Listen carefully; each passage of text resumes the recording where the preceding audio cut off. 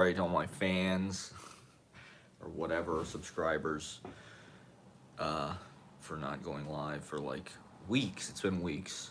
I've just been, I don't know, I have no control over my life. A lot has happened. I guess I want to talk about the poetry scene, the poetry world. Suddenly now there is one. The Brooklyn versus Manhattan poetry wars. Just kidding. I mean, I live in the real Brooklyn. I live in the heart of Brooklyn, where it's still crazy. And anyway, yeah, so I want to talk about that. I went upstate. I left the city limits of New York for the first time. I basically haven't left Manhattan, Brooklyn, or Long Island City. Those are the three places I've been since March 2021. So I went upstate on the Metro North. It was a wonderful experience. Thanks to Monique for the hospitality. It's amazing. Um, yeah, just talking about, I guess, poetry. I don't know. I just I obsess constantly over the fact that I'm so old and so unsuccessful. I'm just like, this is constant. It's a constant. It's like if you've ever seen Wings of Desire. Wings of Desire, the premise of the movie is kind of like there's these angels who are sort of like poets in a weird way in these kind of overcoats. They look like they look like the Trenchcoat Mafia. Can you hear that? There's some kind of prayer being said outside. Can you hear me? More importantly, uh, and so they can overhear people's kind of inner monologues, and they just kind of lend sympathy because the inner monologues are just so like self punishing and like depressing, and like the people are just like constantly just like stressing about worrying or and I don't know. That what your inner monologue feels like? That's kind of the point of meditation, I guess, or like Eckhart Tolle tapes. Is that like, for whatever reason, we've been trained, or I don't know if this is a societal kind of programming thing to kind of doubt ourselves, or think we're not good enough, or our natural kind of thought tendencies are to be kind of self-effacing, negative, right? Negative thinking. And so part of meditation, or part of the whole kind of self-help business, the life coaching industry, is isn't it amazing how many millennials are life coaches and none of us oh, I should have turned the comments off. Oh no. Now I'm gonna get trolled and bombarded. In any case, so part of the point of meditation and self-help is kind of trying to like reprogram yourself and kind of redirect these thought patterns in a more positive self, believing in yourself, right? You have to believe. That's what people keep telling me. If you really, it's like The Secret and manifesting and all that. You really have to believe that you have to believe that you already have it, right? You have to act. You have to be on that wavelength. Like you already have the thing that you are trying to manifest, and then it will just like come to you because you're resonating with it or whatever. This is all true. This is all true. But I don't even know what wavelength I'm on anymore. I'm on like some crazy side frequency or something. I don't necessarily feel like, because to be honest, a lot of the positivity, right, feels like an industry to kind of get us to accept the kind of capitalistic shit sandwich of being not born a rich person, not being one of the shareholder class, not being one of the financiers, not being one of the capitalists, being one of the workers, being one of the poor, the working poor. That's what I identify as. That's my class. That's my class distinction. I'm one of the working poor. I don't think people, like that's kind of a Bible thing. It's kind of a religion thing. I guess it's getting people to accept the holiness of being poor, and maybe we're beyond that. Maybe we should, there should be a sense of abundance for everybody. That's why it's so hard to accept that we're just supposed to like think positively and just like live in a sense of abundance, because quite frankly, you don't. I guess it's a sense of gratitude and recognizing what you do have. It could be a lot worse, although who knows? I mean, maybe the point is everybody's in this kind of like struggle. The point of Wings of Desire is everybody is kind of like in this kind of internal Gordian knot, or like, wrestling match, or just like constant worry. Maybe that's the condition of being alive. Maybe that's weed paranoia in my case. Maybe it's I don't know, is this how rich people think? Rich people just go around thinking I'm awesome all day. I know everything. Well, okay, I should mention, right, this Titan. We should definitely talk about this, because it's just such a weird, it's like a historical echo, I feel like, of the actual Titanic thing. There's clearly some kind of vortex of like bad energy in that part of the ocean that they should just not fuck with. Like, don't go there. Like the Titanic, I went through a whole Titanic thing when I lived in Manhattan, because my apartment was really not far from where the Titanic was supposed to dock, right? And where the ship that had the Titanic survivors did dock. And so the Titanic, it's kind of weirdly in the air in Manhattan, on the west side. The White Star Line and all that. A lot of those people lived there, or like conducted business there, because it was a port, right? One of the most significant ports ever, right? Up until recently. It's crazy to me that Manhattan waterfront went from being such an important port to being like they don't even use it. That's kind of crazy to me.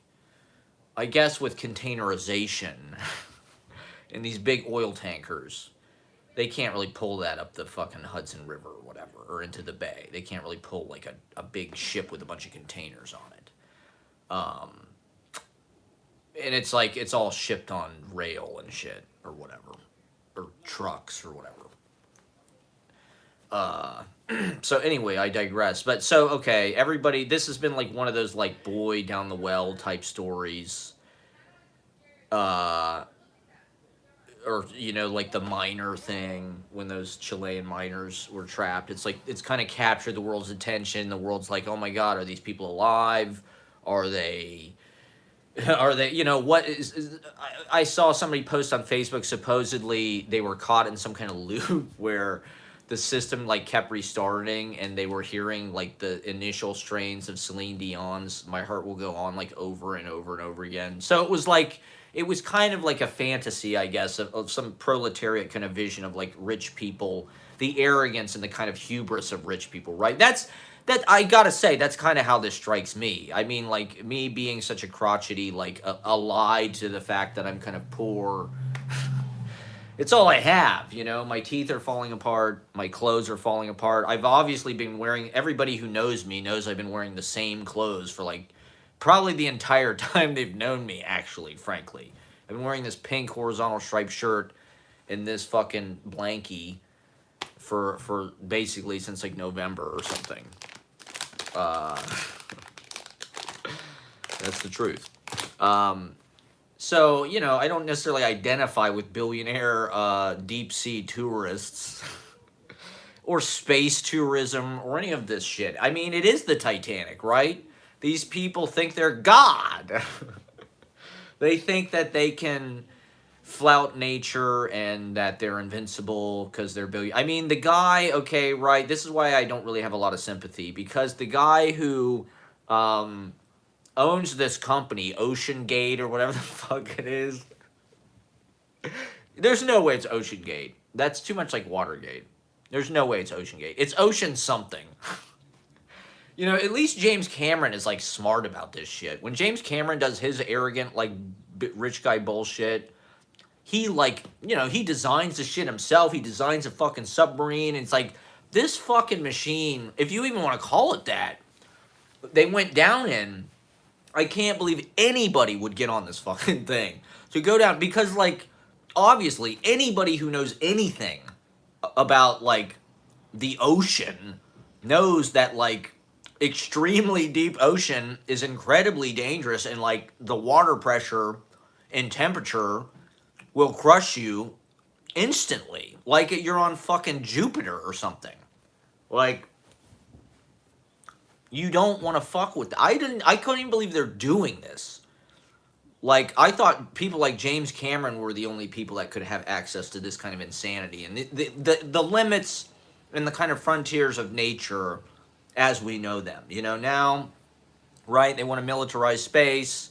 There's kind of a new space race to colonize space. It's imperialism all over again. You know, we're having this whole fucking moment where we're like, you know, constantly, you know, reminding ourselves about white supremacy and the colonialism, imperialism of Europeans in the New World. It's like they're doing it right now. Elon Musk is the same. That is whatever. Amerigo Vespucci. Are they going to name the fucking country after this him? After this asshole on Mars or the moon or whatever? Bezosville? These guys have such ugly names. These supervillains. It's such a tacky cliche that we live in this fucking age of supervillains. All I want to be is Woody.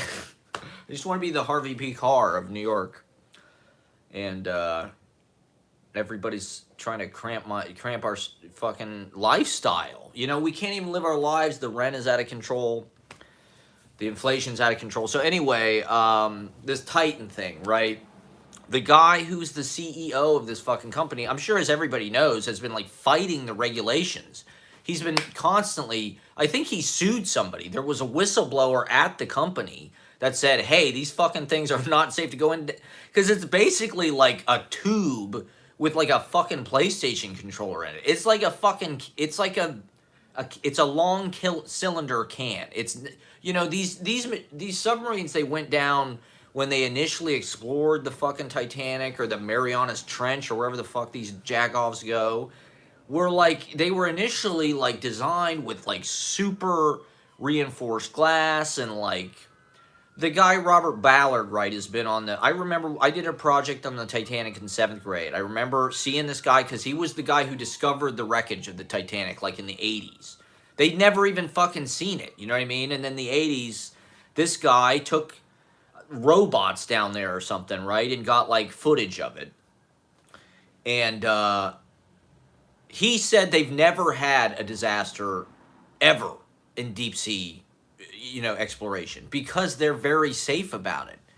You know, they have regulations for a reason on this kind of shit. You know, you need thick double pane super, you know, I sure as hell wouldn't go down there ever for any reason, but like, if it just makes sense, anybody with any goddamn sense, you'd think would like make absolutely sure that whatever fucking vessel they're going to go down into this extreme conditions is like technically functional and viable to do the job. This fucking thing was literally like a Red Bull can. You know, it was like a cylinder. Apparently they used some kind of fucking computer controller, and that's like the only thing. You couldn't even sit. They didn't even have seats on it. You couldn't stand up, and there were no seats. You had to like sit fucking like with your legs crossed, and there's like a portal. Supposedly you look out and you see there's no computer, there's no GPS. They don't even have Wi-Fi, or they can't get Wi-Fi obviously because it's a fucking, you know, it's 13,000 feet deep or something. So they have some system that like texts the surface every 15 minutes to let them know that it's just the dumbest fucking thing. Like, whoever fucking designed this, clearly, it's like Vince McMahon fucking designed it or something. Like, oh, we don't need that. No. Just put a fucking, give me a PlayStation 1 controller to control the whole fucking submarine. Like, basically, the thing was designed so it had these weights on it So like after 24 hours, the weights just the latches on the weights dissolve, so that no matter what happens, it throws the weight off, and the weight the air pressure just forces the thing back to the surface. But that's not what happened. It got fucking crushed, because of the arrogance of the rich fucking people that designed it. I mean, I feel bad. Uh, there was one guy on board who was like a billionaire CEO of some fucking company. I don't know. He probably exploits tons of people. To as far not to speak ill, but like this is what happens when you fuck with nature. They had to have known. So this guy like took his son down. His son was like only 19, and apparently his son really didn't want to go. It seems like the ultimate example of like when I was a kid going to the amusement park, my uncle like my cousin, we're like 7 years old. He didn't want to go on the roller coaster. And he's like crying, like, no, no, I don't want to go on the roller coaster. And his dad's like, shut up. You're going on the goddamn roller coaster. Like, shut your mouth. You're going to go on the roller coaster. You're going to like it. And, then he forced, this is like the ultimate worst nightmare example of that, where like the kid's like, no, Dad, please don't make me go on the ride. Like, I'm scared. I don't want to go see the Titanic. It's just a freaky, fucked up, like, what is it that's wrong with these fucking billionaires that they even want to do this? Like, they have these weird habits. Like, they have to go big game hunting and kill fucking elephants and shit. Oh, you're in Dime Square. Are you at Forget Me Not?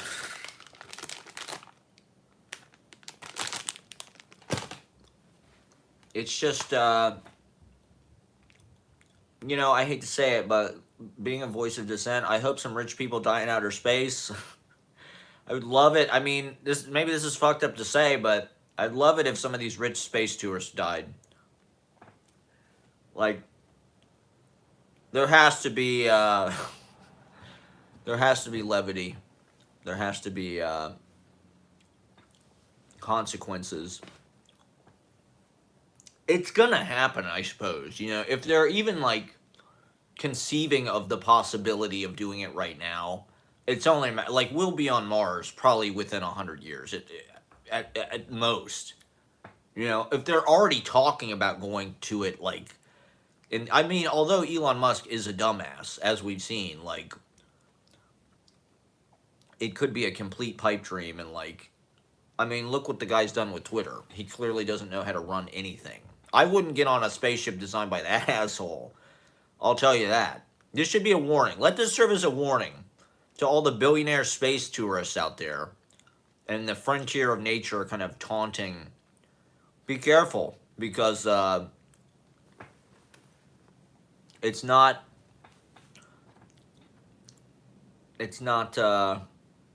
you're not invincible. Right? Being a billionaire doesn't make you invincible.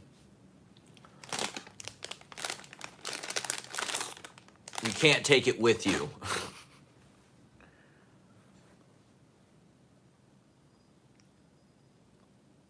Ashes to ashes, dust to dust. Yeah, so I don't know. I'm sure there are tons of examples of this kind of like rich people, billionaire CEOs fighting to deregulate, like Teslas and all kinds of shit. I mean, that was one of the reasons why they moved that shit to Texas, is because there's less government intervention, less regulation. There's a reason why we have, I mean, we should be smart about how we regulate shit. I mean, frankly, who gives a shit about a bunch of rich people who are trying to go see the Titanic? Let them die. Let them die. In fact, send more of the bastards.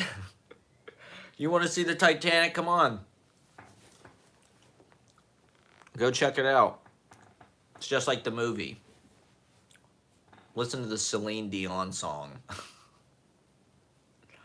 As you descend into hell. Into your aquatic hell in Davy Jones' locker. No, I don't know. We're at a critical point. All right. See you tomorrow. we're at a critical point. You know, like this kind of consumption, this kind of ultra wealth is responsible for the extinction of most of the life on this planet. So if 5 people that are oppressing like billions of people, literally, to like their own crew, their own personal empires, so they can finance this kind of like extravagant kind of self-indulgence, if they perish and if they are incinerated in the inferno of their own hubris and in their own arrogance, I say let's get more of these assholes down there. Deregulate it. Deregulate all space tourism. As president, I will deregulate all rich people, whatever they want to do. Just let them do it. I mean, you know, they can't pollute and all that, but like, let them go to space however the fuck they want to go. Let them die. Let them die. As God Emperor of the new ultra-fascist hippie state, the ultra-fascist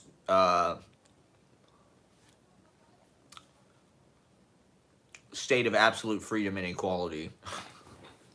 There will be government mandated freedom and equality and creativity for everyone. There will be government mandated leisure time, and you will have to watch Woody Allen films. You will have to watch. We will not get rid of Turner Classic Movies when I am God Emperor. Okay? There will always be Turner Classic Movies and the new ultra-fascist hippie state. The people will have to listen to Jerry Garcia Band. The people will have to jam out with Dave Matthews. Okay? It's going to be important. Here he is. That's right, exactly, Philip. We've got Philip on the line. Oh! Philip in Manhattan, you're on the air. Do not cancel Turner Classic Movies. There will be Turner Classic Movies sponsored by the government. We're going to take the money from the rich space tourists. Let them perish. Let them die. Let them all die in their rocket ships. Let's get these assholes up there faster. Get them into space. Get them off our planet. We need to rescue the oceans. I mean, the oceans are polluted. We don't belong there. It's a crime against God. I hate to say it. This is what happened right before Waterworld. That's what's going to happen. That's right, Okinos Thalassa. So it happened right before Waterworld. Uh-huh. So, I mean, they were going to see the Titanic. Surely that had to have been on their minds. And how dare you? What the fuck is wrong with you? What kind of weird tourism is that anyway? Let's go look at this fucking graveyard. It's like a haunted house or something. I don't know. That's got to be the weirdest haunted house. That's kind of a perverse... It does feel like outer space down there in a crazy way. How nuts is that? Definitely Leo and Kate. That's why they fucking went. They don't give a shit about the Titanic. They care about the Celine Dion, James Cameron, James Horner, Leo DiCaprio, Billy Zane. Rest in peace, Treat Williams. Okay? Let's focus on our real tragedy. We're not going to have 20 more years of Treat Williams classics because God is... The hand of fate has been cruel recently. Just snatching up rich people on their machines, their electronic transportation. That's right. The band is playing on Celine Dion is playing on down in the Marianas Trench, saying, "Stay the fuck out of here." The sirens called them. That's what my friend on Facebook, who was on a sub. How terrifying would it be to be on a goddamn submarine? That's something like, when you're a little kid, you're watching like movies about being on a submarine. You don't really think about. I would not get on a fucking submarine ever.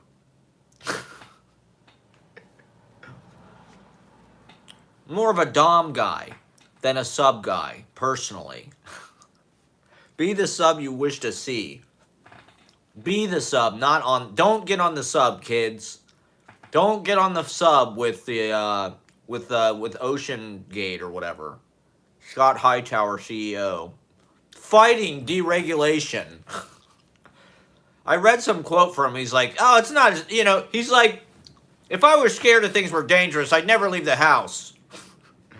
Everything's dangerous. Driving your car's dangerous." It's like, yeah, but they're relative. You know what I mean? There's things of relative. All right, ladies and gentlemen, Philip. Dynamite. Yeah,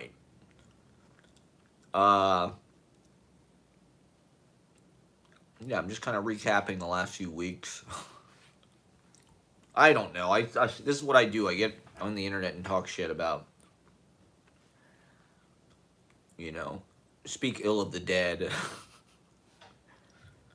in a permanent way that lasts forever for everybody to see. I don't know. I bear my entire inner world online, and people use it against me, maybe. I don't know. They could if they wanted to. If people actually watched. I guess it's not that interesting. Yeah, so let this be a lesson to further space tourists, Maybe get something a little more than a fucking PS1 controller. At least get a Nintendo 64 controller. Get an analog stick, for Christ's sake. Are you out of your mind? What, are you out of your mind? What, are you crazy? You're gonna go to the Titanic with your PlayStation? At least get a PS2. At least get a PlayStation 2 controller. There's joysticks. There's a lot of those dual joysticks. There's a lot you could do. You'd probably still be alive. If the guy hadn't scrimped and got the PS1 controller, you'd probably... If he hadn't gone with the Atari controller, you'd probably still be alive.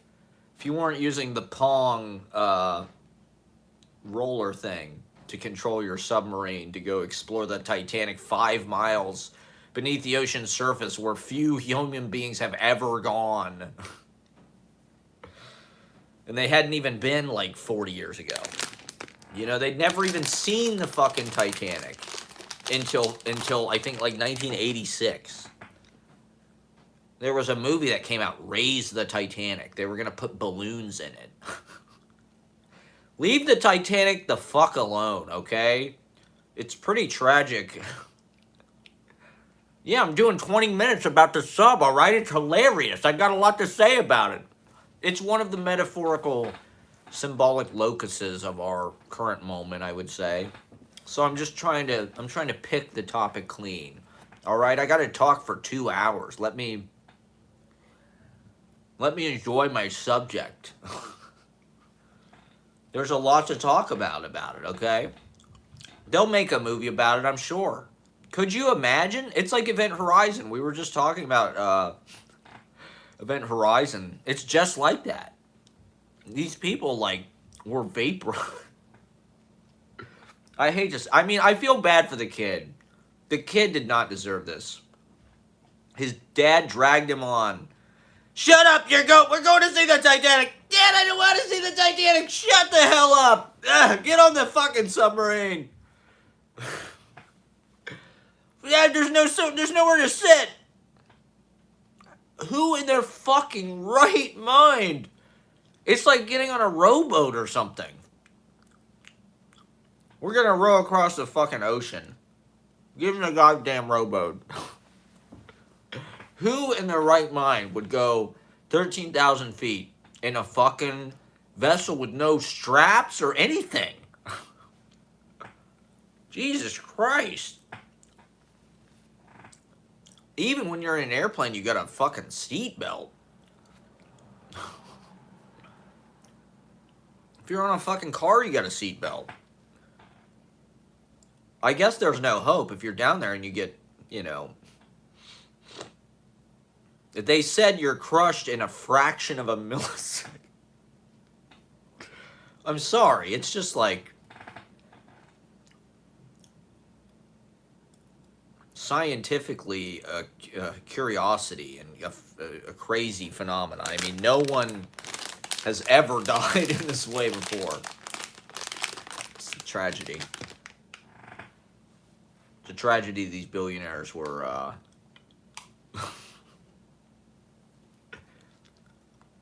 vaporized visiting the site of a well-known similar technological hubris.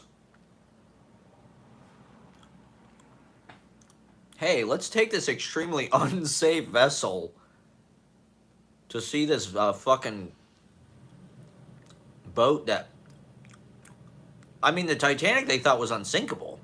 I don't know what they thought about this goddamn thing. Surely they had to have considered the possibility that, get on the goddamn ship. We're going to see the Titanic. No, I don't want to go. Shut your mouth. Don't be a baby. You're gonna like it. You'll love it.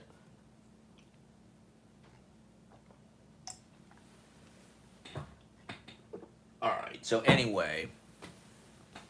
That's topical. It's topical humor. I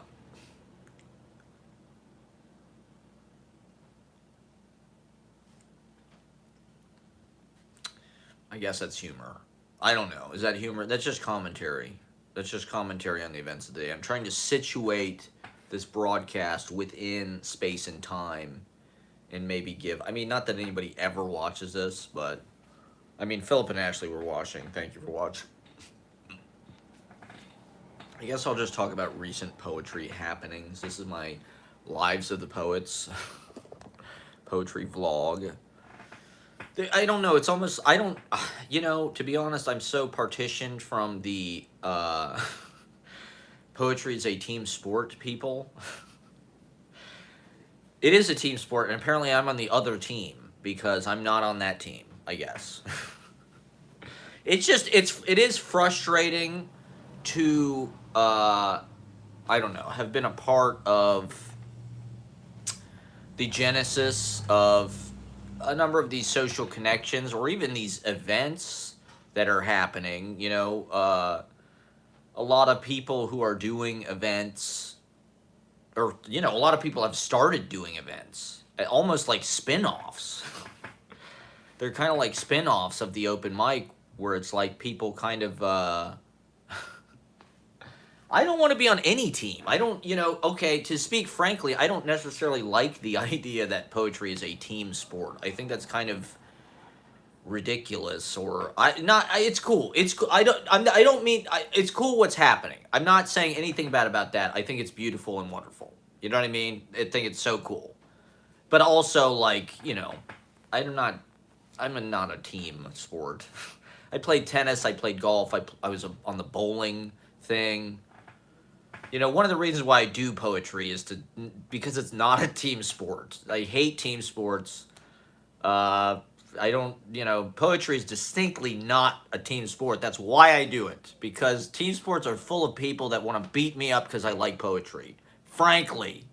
That's why I moved to New York. Because nobody gives a fuck about, other than the Yankees and like the Mets, no one cares. But in Ohio, that's all anybody cares about is fucking team sports. And it's brutal. I don't, you know, this is just my own, I don't mean to like I said, I think it's cool and it's beautiful. But, you know, all I'm saying is just like, if you're going to do these events... Or you're going to, you know, especially if you're going to book people, And I don't mean to complain or criticize. I think it's beautiful. I think it's amazing that people are just, all this creative energy is happening. I think that's wonderful. And the better. Uh, yeah, thank you. Okay. Um, but there's just this is natural to poetry or New York or just anything in general. Now there's all these respective kind of different scenes, and I don't necessarily get around as much as I'd like to the different stuff anymore. I've been kind of exploring different stuff, but it's not like I haven't been busy. You know what I mean? This is part of what I want to discuss is like there is that scene and that's cool, but I'm not really a part of that. It's cool that's happening. I didn't even know it was happening. Frankly, until I got handed the issue, I'm like, "Oh, this is like the third issue of this thing." It's like ask me to publish something. Ask me to be on your event. Is all I'm saying. That's all I'm saying. It's at least, like I don't get paid a lot of money, and sometimes I don't get paid at all to do the open mic, which, to be honest, it's meant to be yeah, Ashley helps me out a lot. As far as, including me, I guess, in certain things. But this is a hard lesson for me, is, to be honest, just like the world doesn't work this way. It isn't like a karma exchange of like, oh, I have you on this, so you have me on your thing. Like, it doesn't work that way. People book who they resonate with and who they want to have on their show. You know what I mean? And that makes sense. But also, I do think because I'm like the host of the open mic, people kind of overlook the fact that I do perform on it. Like, I had somebody the other day say something about they wish that they could hear me read on the open mic or something. It's like, I do that a lot. They're like, I haven't been doing it quite as much recently, but like, or I had somebody else like, I said the host was gonna do stand-up comedy, and they're like, oh, who's the host? I'm like, I've been doing stand-up comedy for a year. I recently celebrated my 1-year anniversary in comedy. My first stand-up was at Broadway Comedy Club on D-Day, June 6th, 2022, a day that will live in infamy, when we brought thunder to Omaha Beach in Broadway Comedy Club. We stormed the beaches at Broadway Comedy Club. And so I've been in comedy for a year, okay? I'm a comic. I'm out there. I'm hitting the clubs. I'm doing these open mics. I don't do it as much as a lot of people, and I don't go as directly as a lot of people, but all I'm saying, if you want, you could just book me on stuff, book me on stuff. I do a lot of stuff. I read poetry, and this is why I do this. I think this is why we all do this, right? We all do this because we love performing. It is God knows why. It's important to us to get in front of people and display our whatever talents, but it is something that we enjoy and live for. I don't know. I was watching this Conan O'Brien documentary about, when he lost the Tonight Show, and he's like, he went on tour because he couldn't be on TV. He was that's what his tour was called, legally barred from being on tour or being on TV. And so he went on tour because he's just like, I need to be in front of an audience. That he's a performer. He lives to be in front of an audience. I don't know, right? This is like, we need attention, whatever. But so I don't know. Maybe I could do better. I mean, to be honest, I understand why people don't book me, because it is like, I do have a weird effect on a lot of performances and shows that I'm on, where it's like I can be loud, or I can be abrasive, or I can say come on my face daddy or whatever. I can be vulgar, and people don't necessarily want that on their show or on their vibe. I guess I'm trying to figure, but like that's part of the reason of doing this, right? Is to get in front of different audiences, play different clubs, play different venues, and learn how to do neat things, learn what works. And I'm very thankful for what I have been doing, definitely. Like I said, we've just been on a little bit of a different circuit. Like I reading at Unnameable, the events I did at Unnameable, like I'm super proud of and honored to have been a part of. Like the roulette thing was super fun, and then the Motley Quartet, of course, was legendary. I can't wait to do that again. But it was, like it wasn't really like a whole lot of people. Some people from the open mic actually did come to see it, which I was super, honored that Bob Broyer came out and Martyr came out, and a few people came out to see it. So it's not like there's no, like there is a lot of like mutual kind of friendliness and support, and like that's one of the things that like it's kind of nice, like now that we're in sort of summer school mode, right?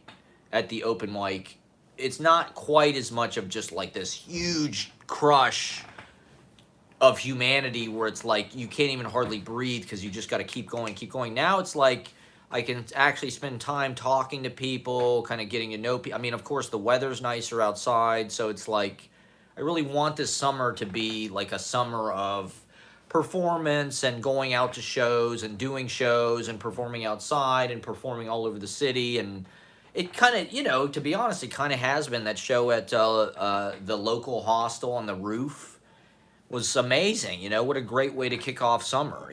So it's like, on the one hand, it's easy. I mean, especially with Instagram. Instagram puts these things right in our face, and it kind of highlights the kind of FOMO, and it really wants to crank that up in people and like get people to feel like, oh, fuck, here's the poster of the gig that like you're not on. Look, here's all the people. And like, I mean, I got to admit, it's frustrating to see like somebody book a gig with like, it's clearly all people from the open mic. I mean, maybe they met them at other open mics and other shit too. I don't know. But it's like, you're seriously going to book like your entire show from people from my open mic, and you're not even going to ask me to come do 5 minutes or something? It'd be a nice gesture. Is all I'm saying. I mean, it's just, maybe that's petty of me. Maybe that's like something I shouldn't like complain about, or to be honest, I should be thankful because I have been asked to be on a lot of cool stuff recently. The Ulysses event on Little Island was totally a dream come true. I mean, shout out to Lucas Hall. That's been one of the cool things about this spring, meeting him and kind of hitting it off. Talking about poetry and stuff, and like he does really cool events, and like I like his approach where it's just like, he had talked to people on Little Island and stuff, but it was also just like we did just kind of go there and do it. It wasn't necessarily like he said. I think on that one stage, you don't need permits. You can just kind of get up. But it was like it was organized, it was organized well in advance. And like, it was a good kind of overview. I mean, Bloomsday, right? It's like my chat book.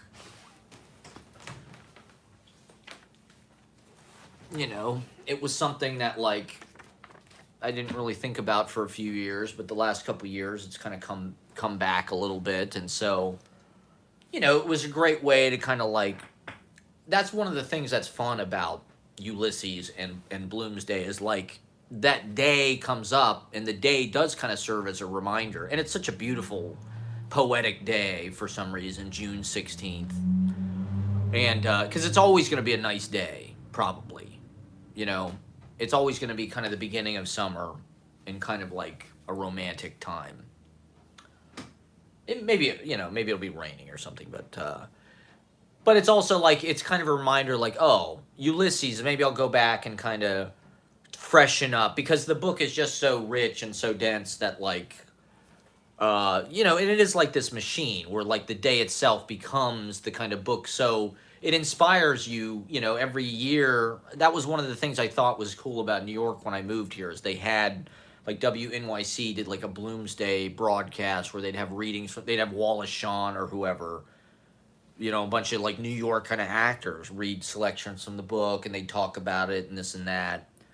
And so it was cool, that there was kind of a living, like, way to experience it and be with other kind of literary, like-minded people. I think that is something that you can kind of take for granted. I mean, I've lived in New York long enough that, like, it's easy to take for granted how many poets there are here and how many literary minded and geared. I mean, this is kind of the premier city for that, right?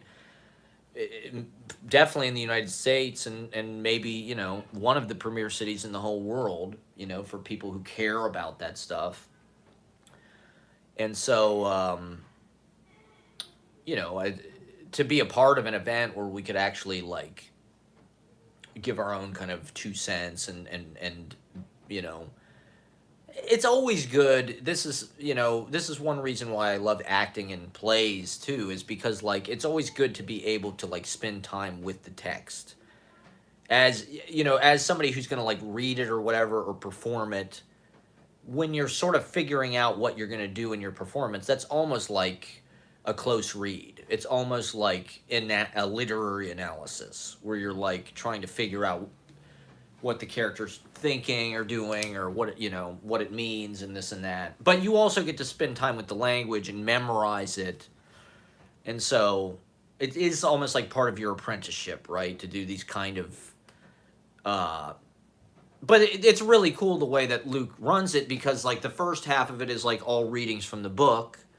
So it was kind of like, an abbreviated, abridged, quick kind of recitation to just kind of take us through the whole story. And then the second half was like we read our own stuff and we can pick whatever we want. So I, of course, read, not that this book really has a lot to do with Bloomsday. I mean, it doesn't, that's why I called it, it's two words for one thing. It's not Bloomsday, it's Bloomsday is how you're meant to kind of pronounce it. And I wasn't really reading or even thinking about Ulysses, other than the fact that James, the sound guy at Poetry Project, was reading Ulysses last year at this time. And this book was written around Bloomsday last year. It's written kind of like June, early July. And so, but also you could say, and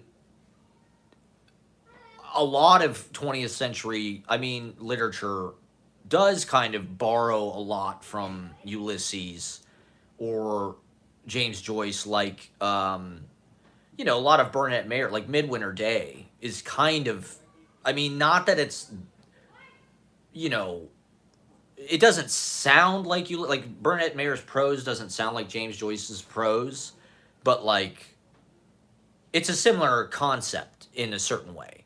A day-long book, and it's everything that happens that day, and every chapter is kind of different. There's like a dream chapter, and I think it even starts with the same word, right? They both start with stately, right? Ulysses starts stately, plump, Buck Mulligan, and I think Midwinter Day starts stately something. So that was very much, I don't know what it was about the 20th century that like made that, like they talk about Joyce was the first one to put kind of the inner monologue at the fore of the story and the kind of stream of consciousness, kind of inner monologue. And I think there are obvious technical reasons why that was starting to happen, but also where can you go beyond that? Because to be honest, that was kind of the big. I read Ulysses in spring of 2014, which was right before I started doing Scenes from a Life. I started doing Scenes from a Life in August of 2014. But I wanted to do it for a while. It wasn't like I read Ulysses and was like, oh, I have the idea for this. I had the idea like much earlier when I lived in Columbus. But it's like, you can see how Ulysses is sort of like a version of Now Scarred, right? That's something that Luke kind of commented on when he introduced me. Because he had seen me read at Unnameable. He came out. Thanks for coming out, man. And to the reading. And his comment was like, "Oh, it's like NASCAR without the boring parts." And it's like, yeah, kind of, yeah, because it's just like it's my whole life. It's just I kind of try to edit out. I only include like the good lines, the funny lines. That's kind of my poetics. It's like it's my whole life.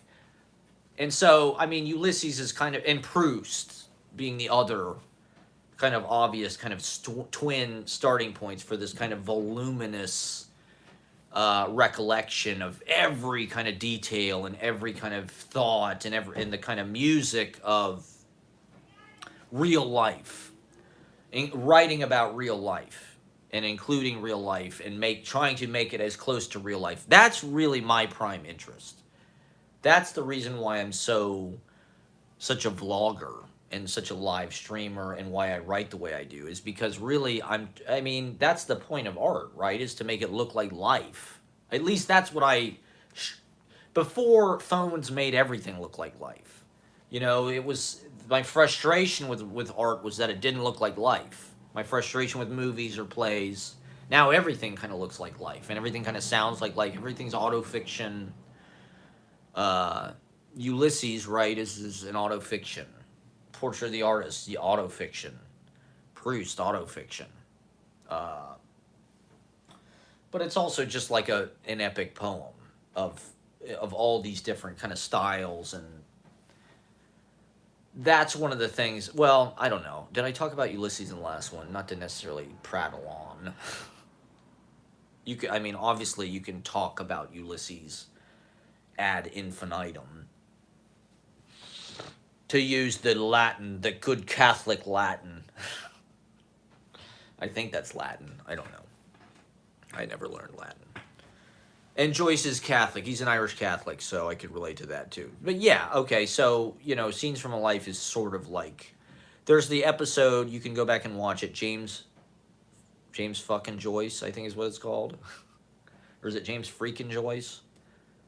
Right, where I'm talking with my brother about James Joyce. I mean, I do like a sort of a bimbo Z-list actor. Lo-fi. I saw this book in Unnameable yesterday. Went to this reading, great reading, Greetings series, hosted by, I think, Jeffrey Joe Nelson. And the house band is awesome. They were great. I don't know if they have a name, but Eddie's in the band, Eddie Berrigan. And it was really good. And they had this book, what was it called? But I forget what the book was called. The Forest of... But it was, the subtitle of the book was something about lo-fi music as an escape from late capitalism. And I was like, yes, how does this book get it so hard? Exactly. The reason why we play noise music and lo-fi music and improvise and jam with each other is to escape late capitalism, obviously. James Joyce apparently was like he wanted to be a musician and a singer. And he did perform. I think his dad was like a saloon singer. And I think he maybe had stage fright. He couldn't really get over his stage fright. But he was apparently very talented. And he wrote one song. I heard it on some kind of Ulysses podcast or something. And it was, it was good. Obvious. I mean, he's fucking James Joyce, for Christ's sake. And his writing is it's so musical. And like, this is something, Philip said about, he said, my reading was a vortex of melodies. Which I think, not to compare, but, that's sort of what Ulysses is. Capturing all these different kind of like voices and verbal styles, literary styles, different ways of, assigning language, purpose and meaning, and flavor and character. And, so I don't know. I mean, as long as there's, I think it's great that all this poetry is happening, and I'm so thrilled that, like, there's, like, this exciting kind of, like, action everywhere. Where there's all these readings in Bushwick, and then Nameable is its own thing altogether. And a lot of poetry project kind of action has been happening there with people who I know from the staff there have been doing readings at Unnameable, and like that's super cool. But it's like all these lightning bugs that are flashing, in different spots, and we're all kind of in different.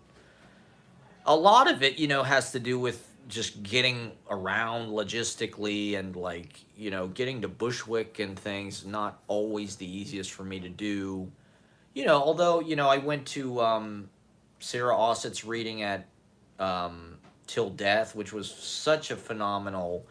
I mean, okay, to talk about like, with the open mic, like we're in this kind of summer mode where it's like the nature of it has kind of shifted a little bit, which is cool.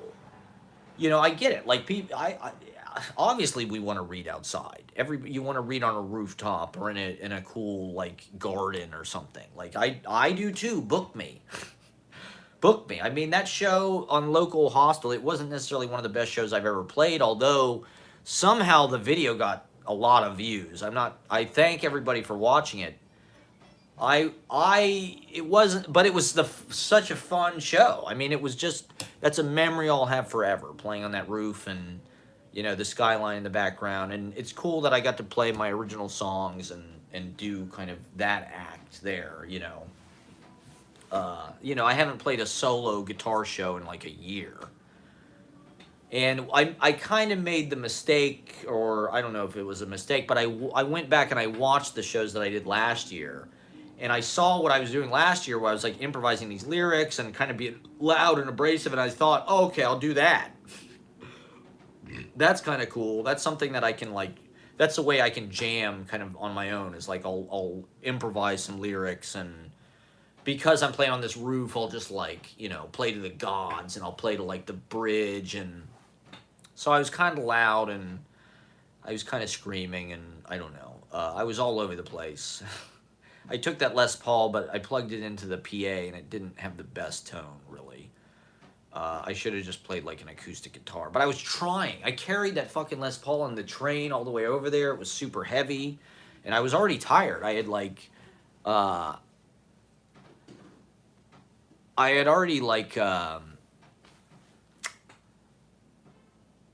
already been doing a bunch of kind of gigs, because now that we're on summer break, right? It's like this is the season to kind of get out there and just play all the festivals, play all the parties. But so the open mic, right, has kind of shifted into this mode where we're in summer school mode, where it's like we've been doing well, like business wise or ratings wise, is like how I like to think of it. I like to think of it as ratings.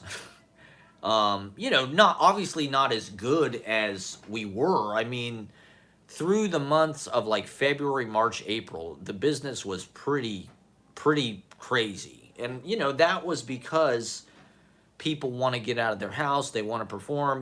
Now it's summertime.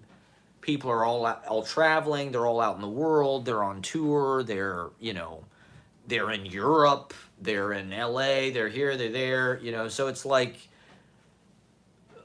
people are, school's not in session. For better or for worse, a lot of the younger people who live in Manhattan are in fucking college. So like, they go home or whatever for the summer, or they go on vacation. And so it's become more of kind of like a late night, like in the winter, it was like there was this huge crush for everybody to get in early because they had to work the next morning. And it was packed right at 8 o'clock. Right, they'd open the doors at 8 and people would, swarm in to get a seat. Now it's like they open the doors, few people come in, people kind of show up a little bit at a time until like 9, but it's really not full until like 9:30 or even 10. And it's usually pretty full from like 10 to like midnight. It's more of like a late night crowd, where it's like it's summer, people want to hang out, people maybe they're off school or they're off work, they want to stay out all night on a Monday. They don't The weather's not like punishingly bad that they got to get home early. It's like it's nice out. People want to chill on the stoop afterwards. There's not this huge like, oh, I got to get out of here. I got to go to work tomorrow morning. Although, you have that too. So it's like, just trying to like maintain a steady business and a steady like still building audience, still refining what we're doing, still growing. See, like now is a time when we can experiment and try new things, and people can stretch out a little bit in their performances. They can try new things. We can try new things with the show. um I like, for instance, I'm trying to think of, for instance, like doing these poems, right, that we write during the show. That's one way. That's something we could have done during the winter, but we just started doing this, right? So like part of it was just like even doing the show at all and like not having it be a train wreck. Now we're at the point where it's like, okay, I feel confident about running it. I feel confident about the technology, the sound, all that. And we've got enough shows under our belt that's like no matter what happens, it's like we kind of have this kind of steady thing happening. What can we add? We've got a little bandwidth to think about it and to play with it. What can I add to it to make it more fun, to make it worth people coming out, to do new stuff? I don't want my Instagram feed, and I do worry that I'm like addicted to Instagram or something, because like that is the way that I've been growing this and like staying in touch with the audience. That is how people find out about it and how they sign up and how they stay keep tabs on it and stay in touch with it. But I don't want to be addicted to Instagram, and I'm worried that the Instagram feed is just like becoming redundant, where it's just like, here's more pictures of the Red Room. Like Easy Paradise existed before this open mic existed. I started doing Easy Paradise in 2017. The magazine come out in 2018. And I didn't start doing this open mic till 2022. So it's like I'm starting to think more about, okay, like if I'm going to continue to grow this audience, what's the purpose? What can I use that for?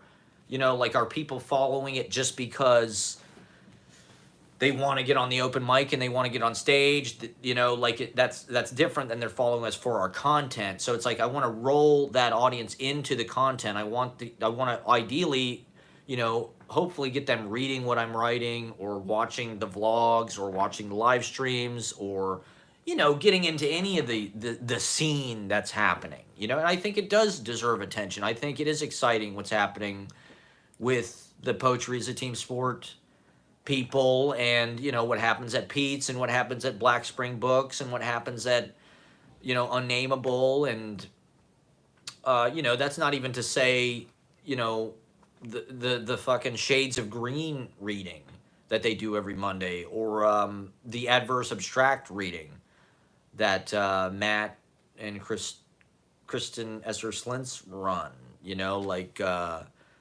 Like that's a super cool series to check in on. I don't know if people really know about that. I think it's great that people are starting their own open mics and readings and stuff. I think there should be more of that. Book me. Book me on your series, please. And like now that it's summer, it's like we can take it to exciting locations. But writing the poems in the open mic has been a way of, I don't know, like it is a little bit like a class, right, or something. Or like I do feel like at best that's one of the ways that I can think about it. Like the idea being that like getting on stage in New York in front of an audience is real world experience, and here's a place for people to get that experience. Here's a place for people to try out their own ideas, and how can I present my own ideas, and what can I do to stimulate their creativity and help them be more creative and help them get better at writing or performing, or not necessarily that I'm the guru or anything, but like the simple fact of, this was something that my friend Daniel showed me. that I just blew my mind is one night we were hanging out after, I think it was after the Easy Paradise launch reading actually, and we were in our apartment in Greenpoint, and we were just passing. He just started passing a notebook around, and then he started, to for everybody to write a line in and then pass it to the next person. So you'd write a line, pass it to the next person. Then he started passing another notebook around, write in that one. Then he started passing it. So there were all these notebooks going around. He started, and everybody, so it was just continuous notebooks going around. So you had this whole swirl of all this poetry where like everyone was generating poetry and thinking poetically and doing it with other people. So it was almost like jamming like a band, it's almost like a Grateful Dead thing where it's like we're all playing, we're all using our individual, but we're doing it simultaneously. We're not alone in some cafe or at a desk somewhere. And it's this big kind of living collaboration. And I just thought that, and we were texting, it was like texting a poem at the same time. So it was just like all these poems going on at once. And so it was just like beautiful the way that you couldn't control it. And it was just flowing over in the wildness of how things would combine and all the different voices and stuff. And we haven't done that at the open mic, but those are the kind of things that I want to start to do where it's like, okay, now we have this group of people. How can we make this like a special experience? How can we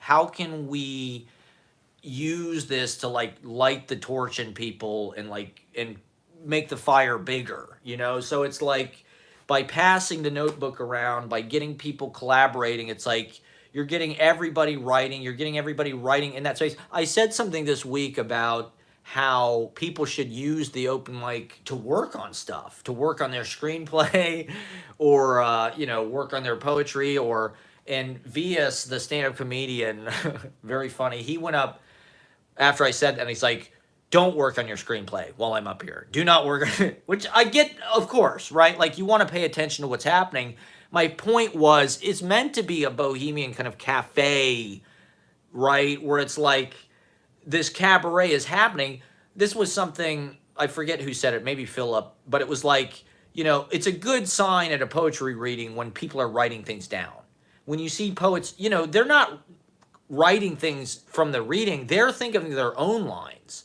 The idea being, and this is one of my theories or one of the things I try to practice in every performance I do and whatever, but like the idea being like, if you're emanating from your pineal gland or your creativity or your new brain, if you're being creative and bringing light into the world and creative energy, that's like contagious. It's almost like radioactive, right? And then other people become radioactive and then they spread it and everybody's radioactive and everybody's glowing and that's forever. Well, no, the point being like by getting people writing during the time, that's good. You're creating creative energy. They can still listen. It's better than them just sitting there and waiting for their turn, right? Because I know that's what I do at open mics. I am constantly going over and over and over and over in my head what I'm going to say. And I'm trying to piece together sort of as best I can before I go up, kind of a rehearsal in my head of exactly what I'm going to do. It doesn't usually work out totally perfectly, but I want people to feel comfortable in the space, just like it's a cafe or it's like their living room or something, where it's like you can just draw, you can write. It's not dead time. Well, Peter Glissman was the one who inspired this because he was telling me, he was like, I wrote most of my act at this open mic. Well, waiting for his turn because, to be honest, it's like you do have to wait sometimes. You have to wait 2 or 3 hours sometimes to get up. And, why waste that time? Not that it's wasted. I mean, obviously, we're trying to make the show as entertaining as possible and as, channel flippy as possible so that it stays interesting and moves along like a human TikTok. To borrow a metaphor from Millie Ephraim. This is one of the things that's cool about the open mic is now suddenly I am involved with all these people creatively in a very like organic sort of not, like at a distance. You know what I mean? It's like you can sort of help people sort of, and like, by the things I choose to say after somebody performs, I can kind of encourage. Like one thing I love at the open mic is I love when people just like read notes off their phone. I would almost prefer somebody do that than do stand-up comedy. I feel like a lot of times that's more natural and organic and kind of interesting and thoughtful than trying to do a joke and like having it sort of be halfway between an interesting observation and just kind of the same kind of joke forms that everybody knows, which I feel like is usually what I see when people write jokes. It's like you're kind of just like seeing these patterns that you've seen a bunch of times, and the same kind of buttons get pushed, the same kind of punchline, like tags or whatever about,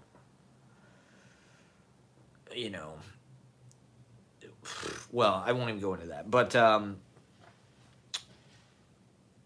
so yeah, passing the notebook around is just a way to sort of get, you know, writer's block is a real thing, and even writing 10 lines in a notebook or 2 lines or 3 lines in a notebook, and plus it's a way of creating a piece of art, right? That we, part of what I want to do is more of like a group collaborative, because one of the things that I do find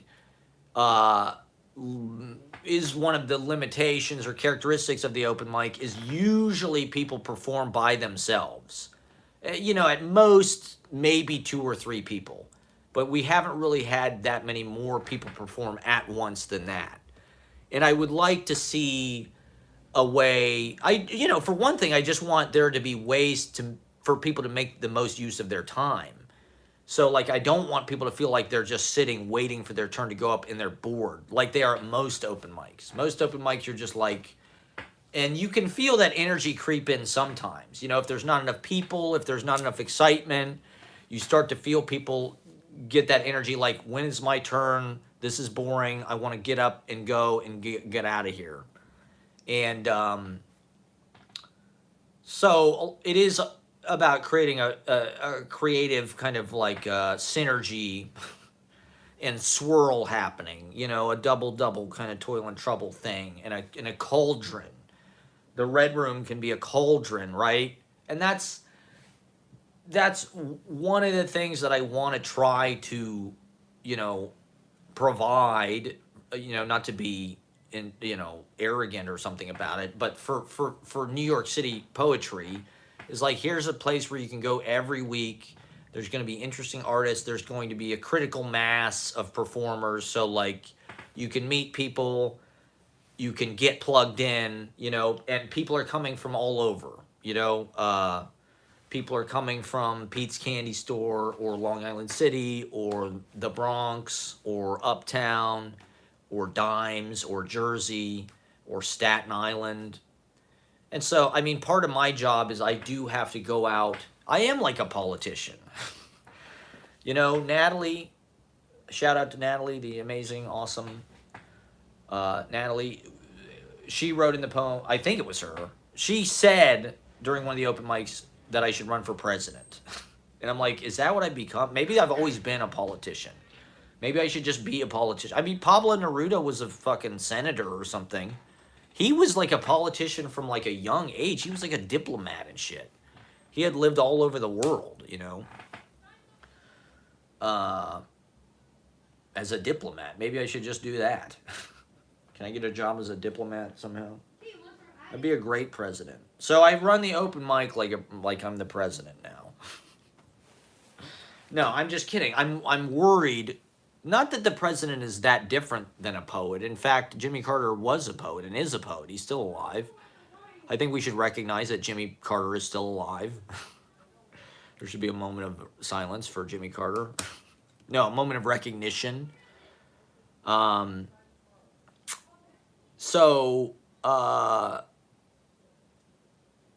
I'm just trying to think of ways to keep it fresh, to keep it exciting, and to get the group, my big frustration in college as a theater major, I don't like the audience performer dynamic where it's like you're forcing the audience into this passive position. And so I'm trying to, hosting an open mic is a way of having an active audience because literally everybody gets on stage. So everybody has to kind of stir their inner workings and their inner creativity and their inner courage and their inner activity and get up and do something. And it's, it is like running across hot coals or jumping into a cold pool or something. It's scary to be in front of that many people. And so I try to make it as comfortable as possible. But I also want them to not feel like in the audience they're just these kind of, I don't like the passive consumer role where people just have to sit and watch. And so these are ways of activating people during what could be downtime. Also, I want to do an Easy Paradise Film Festival. I'm trying to figure out how to get a projector set up. And there is a projector screen.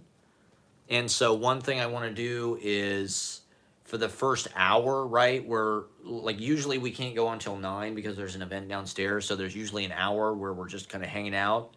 I could play movies for the first hour, while people are just, milling and talking and kind of socializing. I can play my vlogs, among other things. But I also just it would be fun to do like a week that's like a film festival and bring the projector one week. People can send me movies that they've made maybe, or, if they want to do some kind of slide presentation or something like that. That could be a fun thing to do during the summer. So, one of the reasons why I do these themes and stuff is to just keep it fresh and give there some kind of, the show itself being kind of a creative work, right? So the decisions that are made are part of the kind of like total piece. The theme music, the ending theme, the pieces that I read, and the performers too. Yeah, we can play some of Ashley's vlogs. Yeah, I want to do an Easy Paradise Film Festival week. That'll probably be like in July, maybe. July and August I feel like are the good. We'll do a drive-in theater at Easy Paradise. I think Kuzu Daddy has like a small projector, but it'd probably be pretty easy to set up, I imagine. Just bring a computer in and we'd plug right into the soundboard through the AUX. It'd be pretty easy. It's something that like I don't want to do every week because I don't want to have the responsibility of like setting up a projector and running a projector every week. But it'd be fun to do maybe once or twice, And it would create a FOMO, right? I do think supposedly, I mean, I just feel like suffocating in anonymity because it just feels like there's no way to get ahead. I saw something about now if you share like event things or, like your work on Instagram or social media, now it's like they sort of keep those posts from being seen by that many people because they want you to have to pay to promote your posts. They want you to have to pay to advertise things like that with your music career, or events you're hosting. So like if you post a flyer, now supposedly Instagram or like event photos or Facebook will keep that many people from seeing it because they want you to have to pay to be seen. And I mean, that's how a lot of this shit feels like. That's how comedy world feels, definitely. I mean, doing these comedy open mics, I don't see how you can not question, like, if it's really even beneficial because, like, you're paying $5 every single time and you're doing it to a room. Usually, like, I'm talking about these comedy open mics that are, like, in these kind of, like, meat grinder kind of clubs that are, like, at 4 p.m. Some of them are good, but a lot of them, it's like there's 8 guys there. They don't really care what you have to say. They're not going to laugh at what you have to say. They're comedians. They're kind of cynical. They're bitter. They're just waiting for their turn to go up. Maybe they'll, it's not like a fun party celebration ritual. It's like, right? And so other than the fact that you're just paying to use the stage and to like get on a stage to feel like what it's like to be on a stage and use a microphone and be in front of like a handful of people, uh I don't think it's necessarily like a good feedback for like what you're going to do that's going to be successful or not. And part of what I've been trying to reconcile, when I started doing, or before I started doing the comedy stuff, is I do these talk pieces. That's what I call my vlogs. That's what I call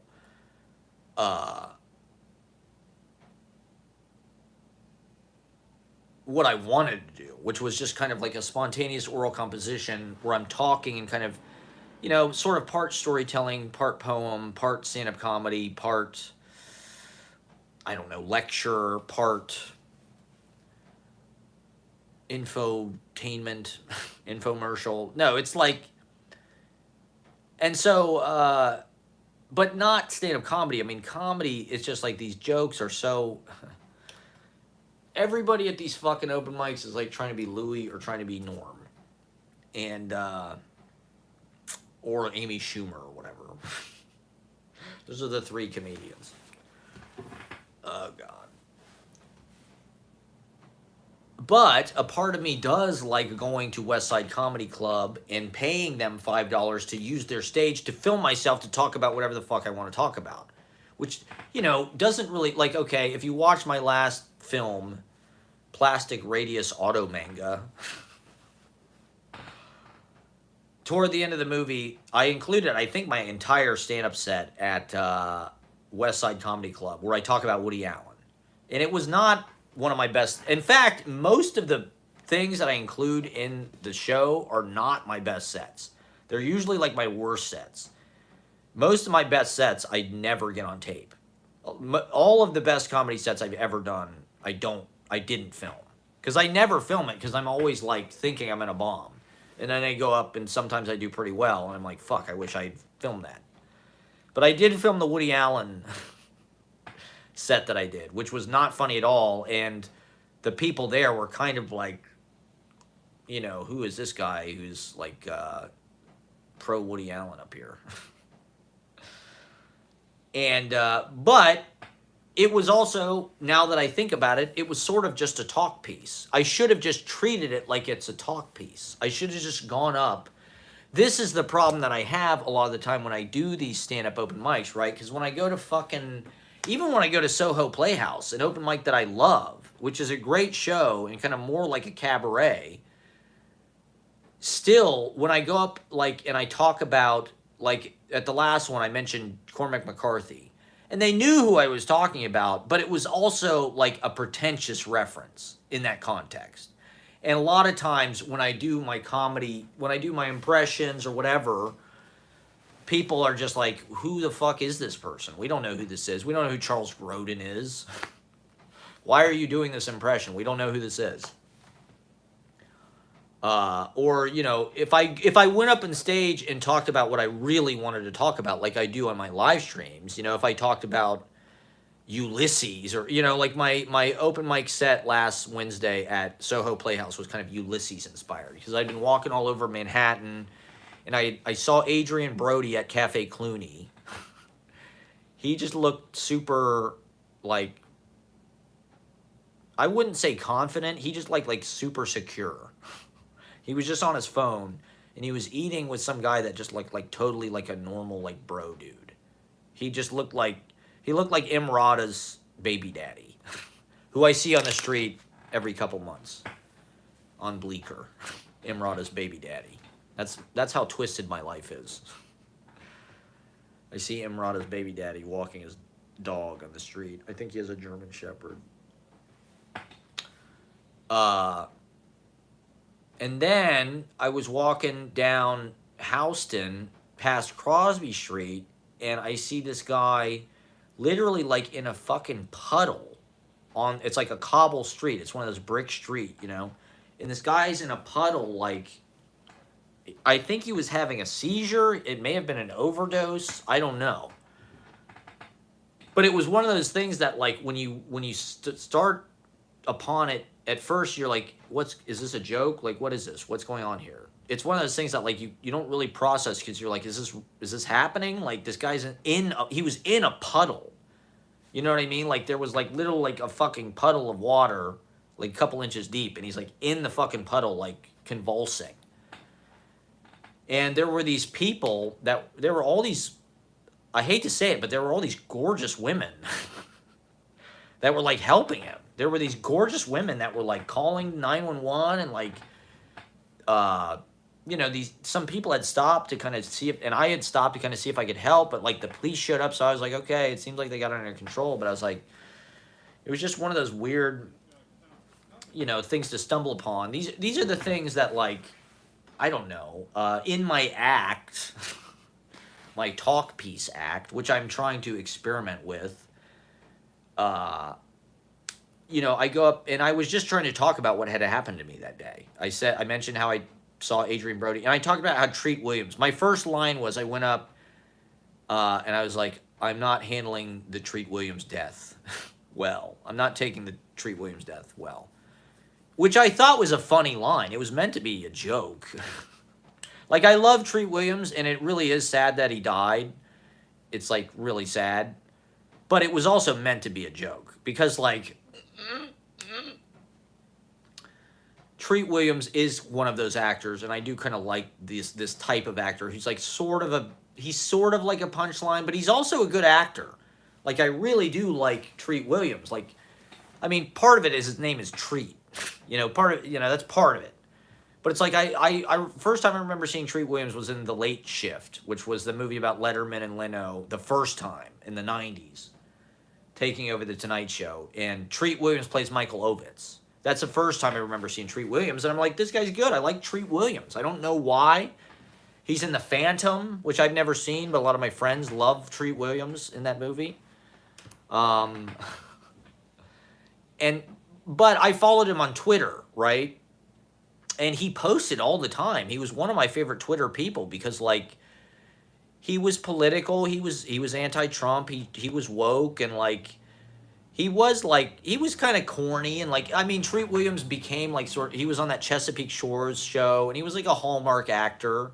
But when he first started out, Treat Williams was, I don't know, almost like Eric Roberts or something. It was like he sort of had like kind of a gravitas. He's in Once Upon a Time in America, and he plays a union organizer, and he's in Prince of the City, Sidney Lumet. Like Treat Williams wasn't always like sort of a Hallmark Channel actor.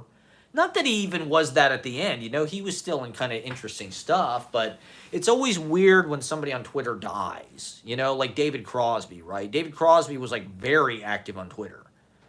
Like very active. He's like one of the fucking like, subjects or whatever that suggested topics, David Crosby, because he was always responding to people who were adding him and shit. And then he died. And you're like, oh fuck, I guess I gotta unfollow David Crosby now.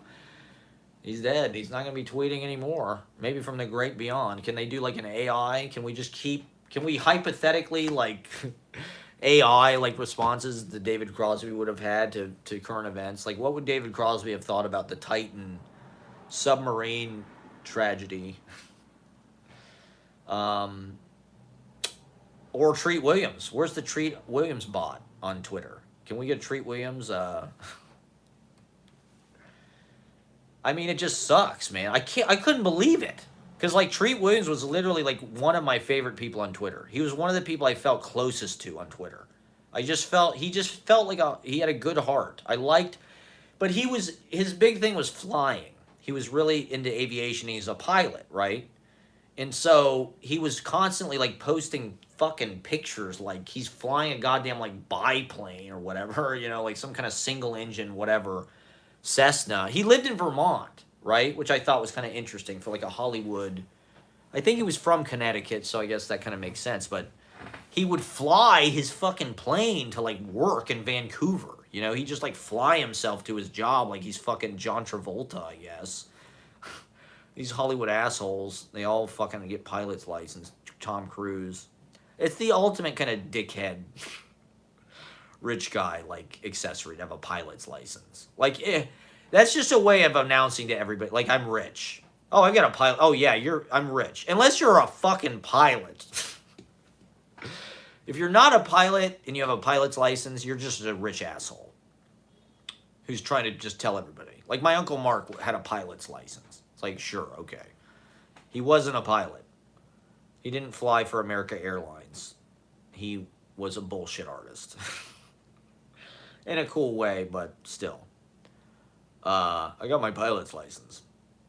But Treat Williams was a real-ass motherfucking pilot, and he was, constantly flying himself and taking pictures. Oh, I'm at work. I'm on my way to work. Flying over fucking, a bunch of farms and shit. And so, I mean, he surely had to have... Not to talk more about rich people's hubris and their vehicles, but, if you gotta know, if you're flying, especially if you're a fucking pilot yourself, like, he didn't die in a plane. He died in a motorcycle accident, which apparently he was like in a grocery store parking lot. And it almost sounds like a scene on 6 Feet Under or something. It sounds like it just sounds, or like Beetlejuice. It just sounds like sad. It's like the dude went to the grocery store and fucking died. Like, what a terrible, he easily would have lived another 10 or 20 years making classic films. I totally would have cast Treat Williams. It can't anymore. It's too fucking late to work. Another one of my heroes I'll never get to work with. They're good, cross Treat Williams, Eric Romer, Peter Bogdanovich. It's too fucking late.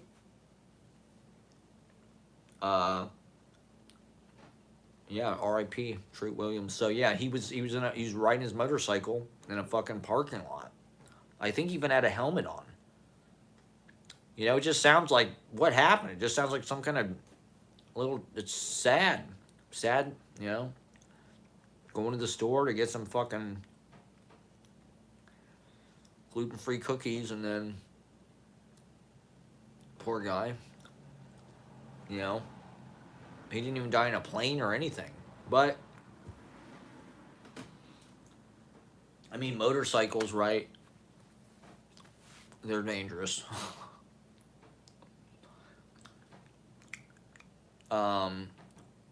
Yeah, I gotta put a new book out.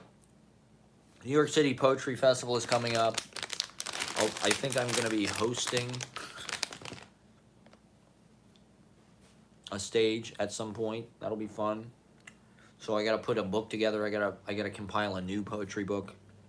I mean, I think it's beautiful that like there's all this creativity and I've sort of been through this before, so I've seen the life cycle of how these like group projects work and these kind of big collaborative artistic endeavors. The same thing happened with the Slooge, where like the first 6 months or something, there's this huge love fest and everybody's super stoked because like you're helping them unlock their creativity and you're giving them a forum, and or we're all giving each other a forum. We're all helping each other. But then, and maybe this is just me, I mean, I'm kind of notoriously bad at answering messages and any kind of electronic communication. I mean, even though I spend the whole fucking day on Instagram basically at this point, running my small business, or YouTube, between YouTube and Instagram, I'm like basically constantly producing content, right? Although my content is made to last. I'm not just like chasing whatever the fucking, I need to make a reels now. Everybody's doing reels. I'm gonna do reels, or I'm gonna now everybody's doing these interview on the street things. It's like we've gotten to a point where just like everybody's interviewing everybody else on the fucking street with microphones. I mean, that's cool. I wish I had done it 5 years ago. Or 10 years ago. But,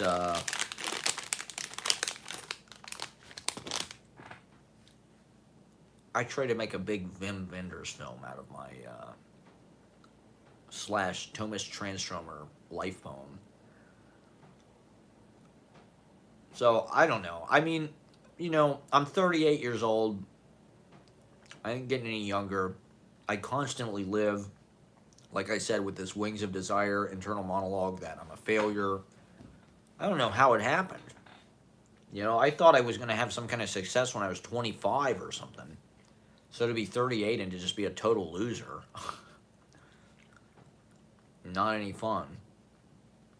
And I'm constantly just like worrying and doubting and just like, oh my God, like, what am I going to do? It just feels like there's no way to succeed. It's just like my performances, I do the best I can. My vlogs obviously are very lazy. My live streams, lazy. Everything I do is lazy, incompetent, half-assed. Maybe that's why it doesn't work. But I'm just like, I feel like I'm going to die in obscurity. I was not prepared for this. But I'm also enjoying my life in spite of that fact. There's layers. Even though there's this constant monologue about how I'm a failure, and I don't even know what my future could possibly be. My backup plan was to like get an MFA. Whereas now every major poet in this country like hates me. I've gotten all my heroes to like detest me. Like actively. All the greatest writers in the English language actively dislike me. And the poetry mafia, in the small world that it is, I think wants to keep me out. I've never fit in. I've always been this weird kind of clownish bro. Loud and screaming and too high, smoke too much weed before the reading and is kind of being weird and loud. Why is that guy screaming? But I've been doing it for 10 years. I mean, I was listening to these because YouTube is popping up all these, like, wisdom from Louis C.K. or whatever, short videos. And he's like, he's talking about, oh, I was the head writer on, Conan when I was 25.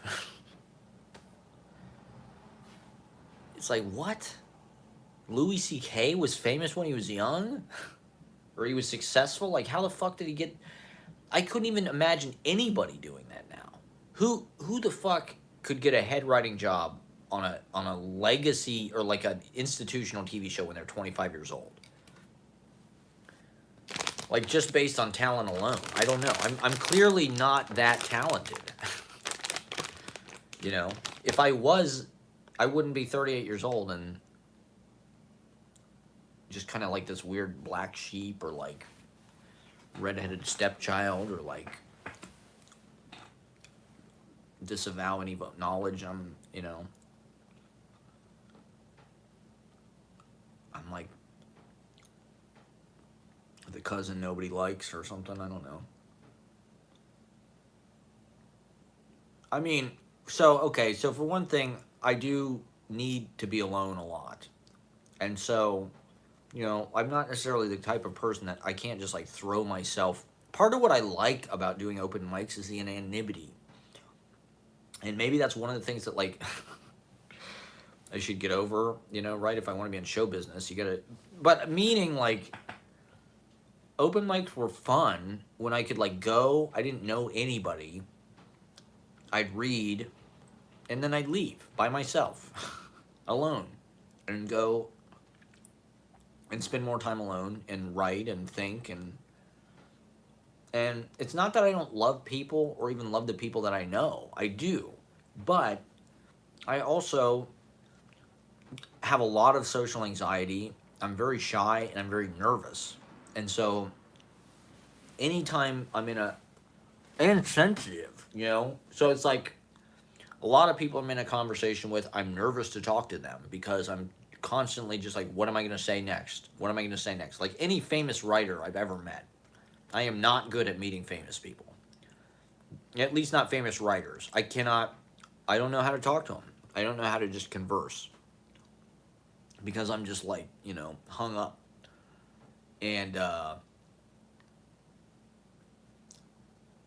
I mean, doing the open mic or going to open mics now, every open mic I go to, pretty much there's going to be one or two people at least that I know because I host an open mic. So, you know, people that come to on my open mic go to other open mics, so I'm going to see them.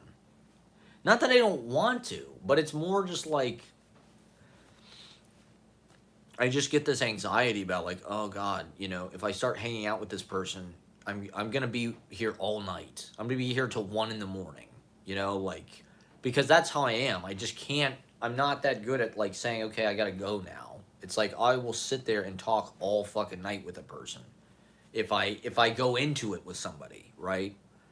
And so I do kind of try to stay out of those situations. To be honest, I don't know how most people do it because I do feel like I'm busy all the time and I feel like I'm around people all the time, and yet I am constantly fighting to be alone. Um, the last few weeks, it's like I've been trying to do as many shows as possible, but I haven't even had time to do this. And I haven't even done that many shows, to be honest. I mean, I haven't done a show since Monday. It's Friday, right? And yet I still haven't had time to do this because it's just like my schedule's all crazy. Uh, you have to go do others, go to other people's events, watch other people's stuff. Um, so it's like, this is kind of what happened with the Slooge too, where it was like I was kind of good at like getting everybody going and kind of getting the thing started.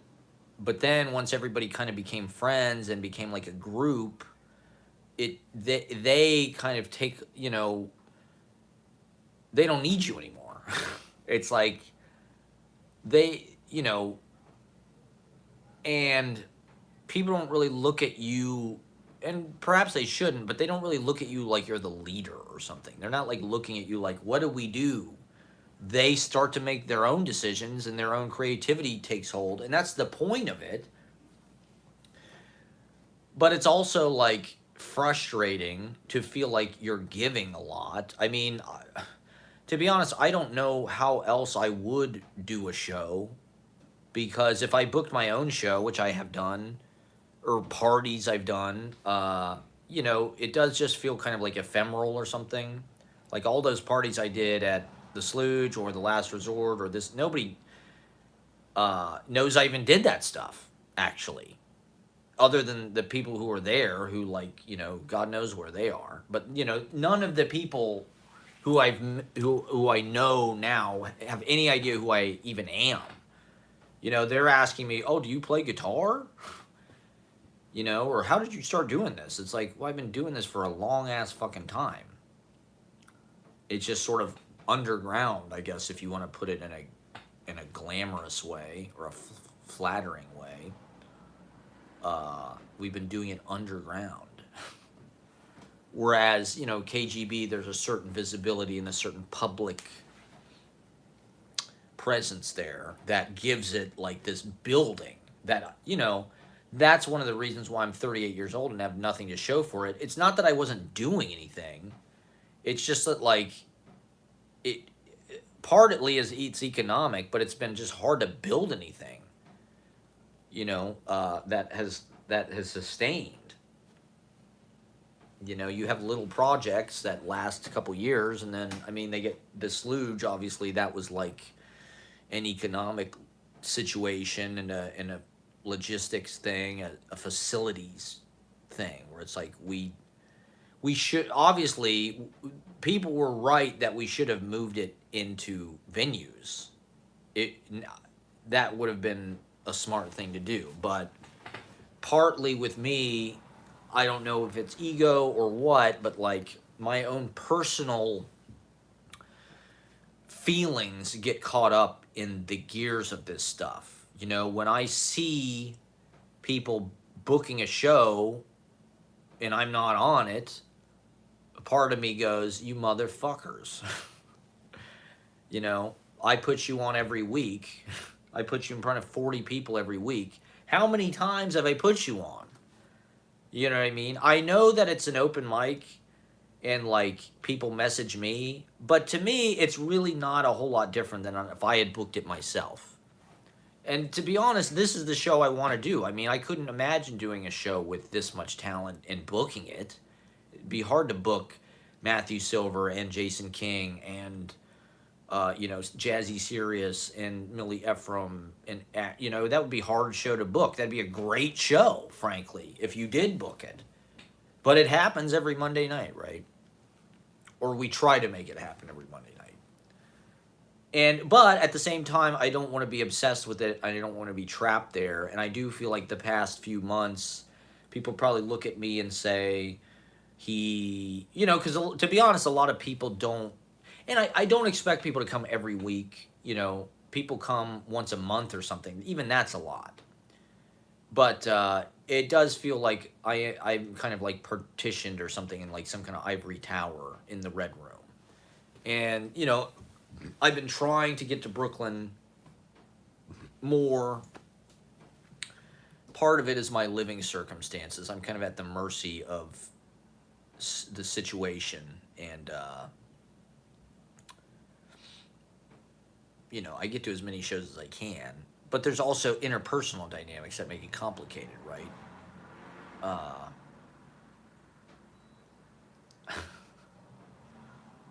It is frustrating, and it is personally sad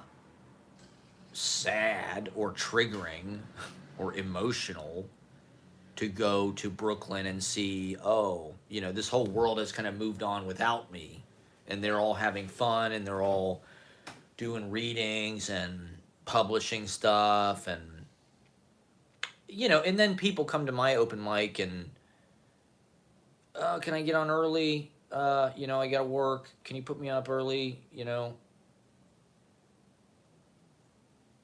I need to go on before 10. I need to, it's like, and you're not gonna book me on your show.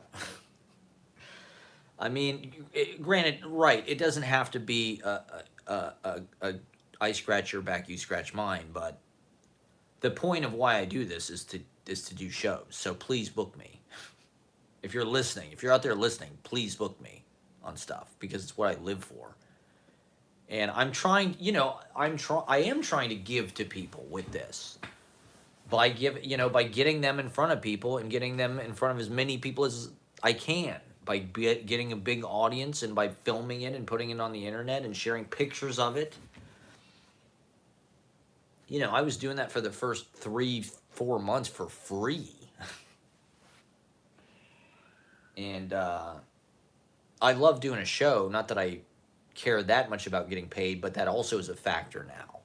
Now, when there's these other open mics that compete or this or that, it's not just like it's going to take people away from the show. It's like it's going to take money out of my pocket, right? Which is maybe something that I shouldn't think about, but I kind of have to because at this point, it's the only income I have. So I have to get a certain number of people in there, and I have to get them spending money. And so when I have to compete with other things, at this point, it is a little bit, it's not like it was the first 3 months or when I lived in that apartment where it was just like, honestly, losing that apartment in Manhattan was a tremendous loss to New York City culture because it would have given me a place where I could host people and things off-site from KGB, and I could use that to kind of educate or nurture or, promote creativity. We could have done a workshop. We could have filmed stuff there. We could have held readings there. I was only starting to do that when I moved out. And now I don't have any place to do any of that stuff. So it's like literally, unless you see me at KGB on Monday, you're probably not going to see me at all most weeks, I guess. Whereas, the group of poets, and to be honest, it's not, they were already doing that. It's not like I introduced all these people to each other. The KGB thing is a good place for people to meet and for things to coalesce, but like there was already like a lot happening at Pete's Candy Store and that whole group was already kind of doing their thing. I just don't want them to resent me or think that I'm like, I don't know, the bad guy or something. That's usually the position I end up in these situations. Is I start the thing, people are super stoked about it, then my ego kind of gets involved. You know, like I said, with this, it's like I get mad at people for going to other things or not inviting me to things, or there has been a little bit of a backlash, I would say, to the easy paradise. People in March were pretty fucking gaga and pretty positive about it. Everybody was super enthusiastic and they wanted to be there. Everybody wants to be in front of that audience. And now there's like a little bit of a backlash. There's a little bit of like, I don't want to go there. I don't need to go there. And I mean, I get it. Like it would not be fun to go and sit a bunch of times for 4 hours waiting for your fucking turn.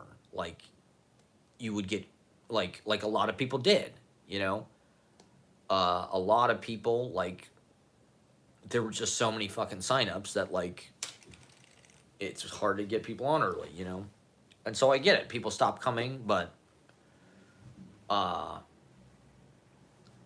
trying to book my own other shows just to show people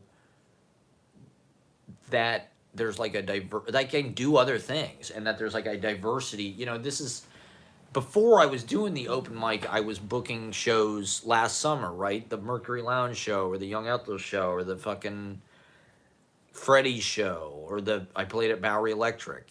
I should probably try to set something up there. For System Lord, I got to get System Lord back in action. System Lord hasn't played in like 5 months. Hasn't played a gig in like 5 months. Partly because the gigs we were playing, nobody was fucking coming to. My theory with this open mic was like, okay, I'll build an audience this way, and then I can get them to come to other stuff. Which, I don't know. I don't know how to...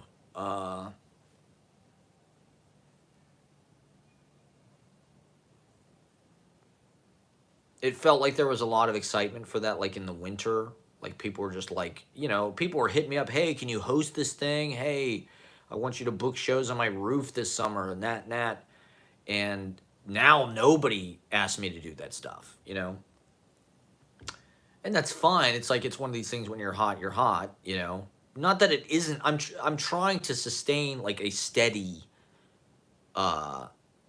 business. I'm not necessarily trying to make it like, to be honest, like I just feel like a lot of the energy, this is something that Amanda and I were talking about a week or two ago, was like, it isn't just the open mic, it's everywhere in New York, like in May, something around like the last huge show we did was the Prom. And then even the shows in April were not as big, but the shows pretty much through February and March were like swelling. It was just swelling. And so, but that was also just like a New York thing. I feel like because of the pandemic, everybody left New York, right? And then everybody came back in like 21, 22. But they wanted to be here, and it was like romantic. It was like, oh, I love New York. And like, New York was really exciting right after the pandemic. In 21 and 22, it was like super exciting. Now things are kind of back to normal. Society's kind of returned to normal. The pandemic's over, right? And so I think all of that energy of people who have been like in New York for the last couple of years, like me, right? All the people downtown. Now there's like, okay, we're kind of over it. Let's go out into the world. That's how it feels to me. I mean, that could just be like reading my own thing into it or something, but that's how it feels. It feels like in May, I mean, a lot of the people who come to, or at least, a somewhat good amount of the audience that comes to the open mic it's my understanding, I could be wrong about this, but the people who can afford to live in downtown New York and on their own are like pretty successful. They're either maybe they're models or creatives, or maybe their parents gave them money. I don't know, but like a lot of the people who come to the open mic are able to travel and shit, and also like they maybe were just in school until May and they went home. Like Aiden Watson. He went back to fucking Massachusetts, because it's like he's out of school and like he doesn't have any. And so shout out to Aiden Watson. And I think that's cool to like, it's almost like a dandelion, all the spores kind of go out into the world and spread the love and the message and the vibe. One of my favorite comments or compliments or things, and people have been telling me this recently, is the open mic has the best vibe in New York. That's the goal. That's the 100% the goal. So that's all we care about is the vibe. I don't know exactly what that means, that we have the best vibe in New York, but it's probably about the positivity. But to be honest, this has been like a like an experience with word of mouth as much as anything, because I do feel like the thing that's sustaining the open mic and keeping it busy enough is the word of mouth, oddly enough, because that's what people usually tell me when they come out or when they sign up online or whatever. They almost always say, oh, I heard about this. Somebody told me to come to this. My friend told me about this open mic. He said I had to come to this. Like on Monday, this performer from Australia came. She had performed at an open mic the previous day, and she saw David Segovia there. Shout out to David Segovia, who's an awesome musician, guitar player. He used to come like every week to the open mic, and he hasn't been in like a few months. And I understand, most people live in Brooklyn now. So even getting to Manhattan, like I'm saying, a lot of the people who live in Manhattan are not in they leave for the summer, right? And so the people that come in are tourists. So I'm trying to get that, like this musician was from Australia in town, right? That's like the perfect thing that I need for the summer. I need people who are in town and like an Airbnb or whatever to come in for like their spot in New York, right? And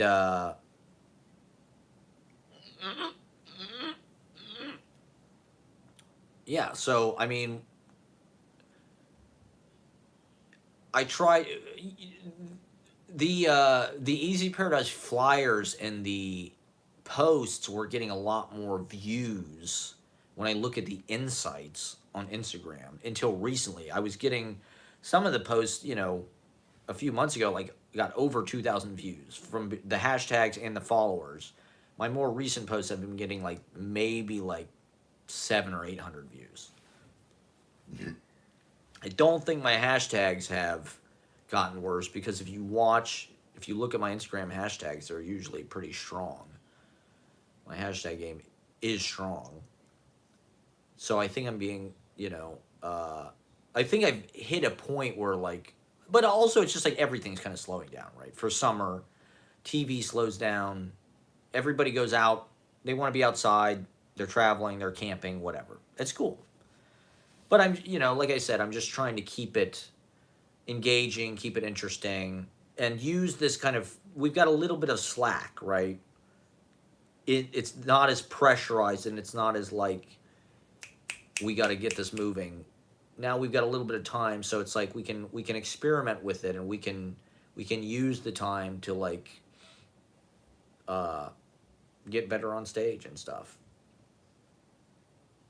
and to try things with the actual group, to use these group of artists. I mean, that's also what's fun about doing it, is like the audience are all artists, which is, to be honest, I mean, that's the best audience, I think. People who are actually engaged and making their own thing and thinking about the aesthetic decisions, thinking about, I mean, people at the open mic are very professional about how they put their music up, putting it on Spotify, the artwork, their sound, producing it, mixing it, mastering it. So it's worth listening to. There's a lot of talent. It's not like a typical open mic where it's like there's a lot of really bad stuff. It's like it's but it's not competitive either. It's supportive and all of that. All right, is there anything else I need to talk about?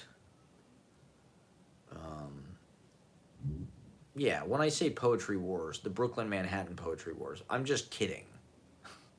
I did I sang Juicy at open mic on Monday. I hope that wasn't offensive. I love that song. It's one of my favorite songs. I listen to it over and over and over again all week, even after on Monday. Uh, but the gangster rap thing, East Coast versus West Coast and all that. That's kind of what I'm playfully alluding to. Fuck Brooklyn poetry. Even though I live in Brooklyn, I identify culturally as a Manhattanite. Uh, no, I mean, just we're gonna keep doing readings, keep bringing the message to the people, keep filming it, keep putting it on the internet. It's ComFest weekend, so you can watch ComFest live on YouTube. Oh, I didn't even talk about Lame Animal. Ugh, should I talk about Lame Animal? Maybe next time. It's too late. It's been 2 hours. I'll talk about Lame Animal next time, maybe. Is there anything I missed? I mean,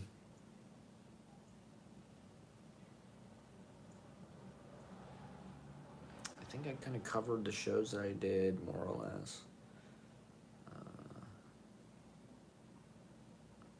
Yeah, Monday is Pride open mic, and then Saturday we're at Young Ethel's, July 1st. We're at Young Ethel's, System Lord.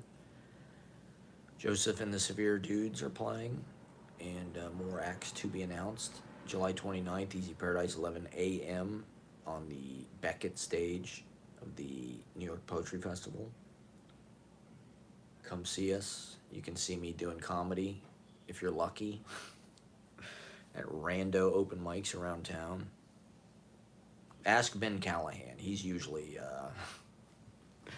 we usually show up to the same open mic somehow. I don't know how, but we're connected in that way.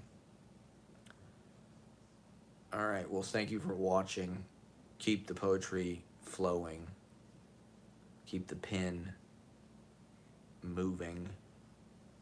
Keep singing, keep playing, keep making music, keep telling jokes, keep writing, keep walking, keep smoking, keep rocking. Keep loving it and keep being nice, everybody. I don't know. I guess I need to go get an MFA. If anybody wants to write me a letter of recommendation, let me know. We'll talk soon. Thanks for watching. Bye-bye.